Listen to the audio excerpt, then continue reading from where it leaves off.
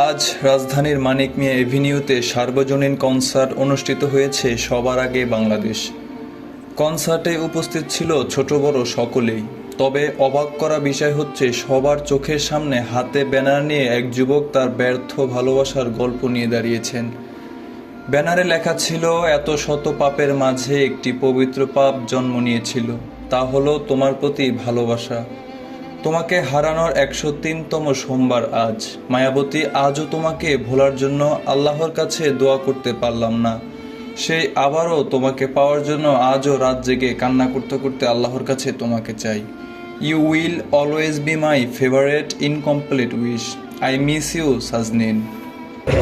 অরণ্য বলার মতো তেমন কিছু নাই, আর বলতে গেলে অনেক কিছু বলা যায়। আমি ওরে ব্যাখ্যা করতে চাই না। কত বছরের সম্পর্ক ছিল? আসলে সময় হিসাবে তো ভালোবাসা হয় না। কারোর সাথে 5 বছর থাকার পরেও ভালোবাসা জন্মায় না, আবার কারোর সাথে 5 দিন থাকলেও ভালোবাসা জন্মায়। বিচ্ছেদ কেন হলো? নারী মানুষ ভাই হচ্ছে বেটার অপশন খুঁজে। ঠিক ভাই, তাকে ঠকাইছে। নারী মানুষ ভাই বেটার অপশন খুঁজে। আমি নাসিক 52 দিন লাইফ সাপোর্টার ছিলাম, তারপর একটা বার প্রয়োজন মনে করেন যে একটু দেখে আসে ওরে।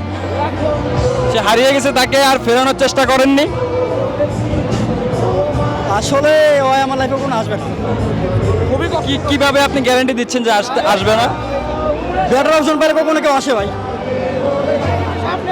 আমি তার জন্য বেটার অপশন কখনো হতে পারবো না। এখন যেমন একা আছেন, এমন কি একা থাকতে চান? আসলে লাইফে হয়তো কেউ আসতেও পারে, বাট ওর জায়গাটা কাউকে দেওয়া সম্ভব না।